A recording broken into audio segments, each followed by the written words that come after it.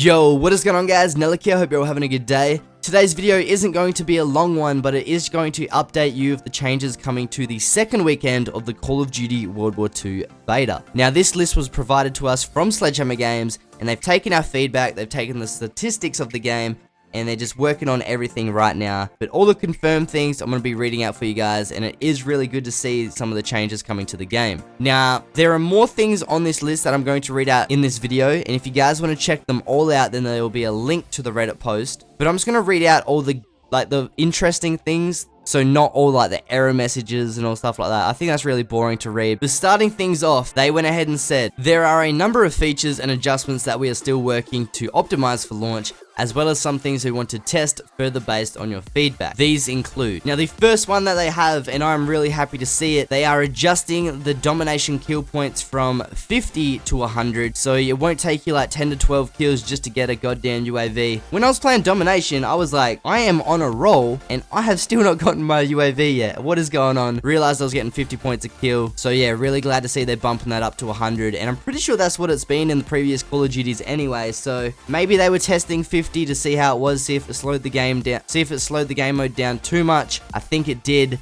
And now they're like, you know what, we're going back to 100 points, we're going to make it fun. And we're going to make Domination the game mode that everyone loves. The second thing that they have, they're increasing the TDM end match score to 100. Now, it was originally 75, and it just seemed to be too fast of a game. You'd get into a TDM, you'd play for like 4 to 5 minutes, someone would be owning, they'd get 30 kills themselves, and you'd just get nothing done, really. Now, we've seen TDM get raised to 100, like I said, in all the Call of Duties that we've now played. I think it's a really good adjustment to the game. And it just makes TDM a bit more fun to play because you can actually drop like a 40 bomb in TDM where you never really used to be able to do that unless you got half of the lobby's kills. The third thing that they're adjusting is some hit feedback improvements and including better audio and more obvious headshot indicators. So yeah, I think it's just going to be like when you shoot at someone, you will know if they're like really weak, or if you shoot them in the head, you will know that you shot them in the head and stuff like that. Moving on from that one though, the fourth thing that they're changing, and I was so happy to see this, they're reducing the Molotov to only one Molotov per score streak. I swear to God, when someone got the Molotov score streak,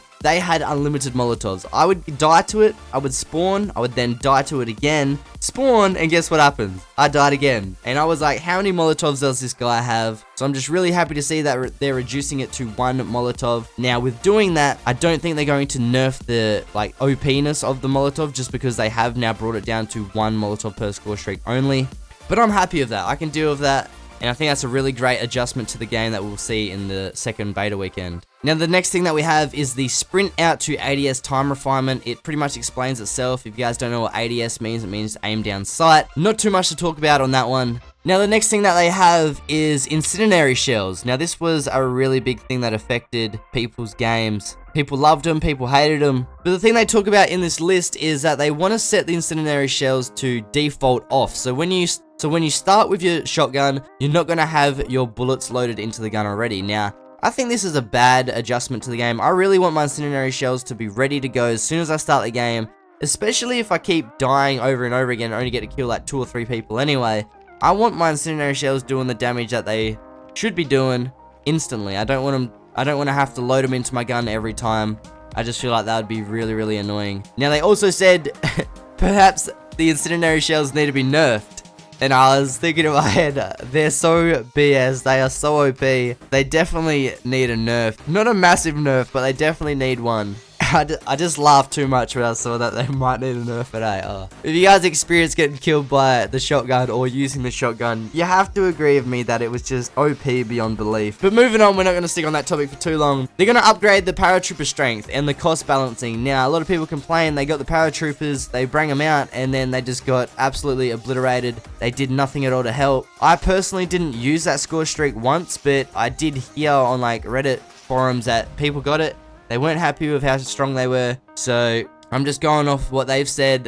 This is a good adjustment. If you earn the Paratroopers, they need to at least do some damage. They don't have to go out and kill everyone that they see, but they need to at least put damage on the enemy. Coming up to our third last change here, we have the Recon aircraft. They say it's too vulnerable to rifle damage. I saw some clips of a PPSH shooting up at a UAV. It took 3/4 of the clip to take down a UAV. My jaw dropped to the ground. I was like, okay, UAVs definitely need a buff. Now, you guys might be saying, okay, it's only a UAV. They shouldn't be that strong. But you got to remember, UAVs are a 500 score streak. You have to get 5 kills in TDM if you want a UAV. So the fact that they're that weak, it really just doesn't seem like you're getting the reward for your effort. So they definitely need to be buffed. The second last thing, they're bringing in a colorblind support option. Obviously, if you're colorblind, this is really good news for you. I myself am not colorblind, or at least I don't think. But they're thinking of others. I'm really surprised that actually wasn't in the beta to begin with. But for all you colorblind people out there, it is coming. Be patient. And now the last thing that they're bringing out for the second weekend of the beta is the bumper jumper and other key controller configs. Now, bumper jumper is pretty much just like a layout of your controller. Certain buttons do this, certain buttons do that.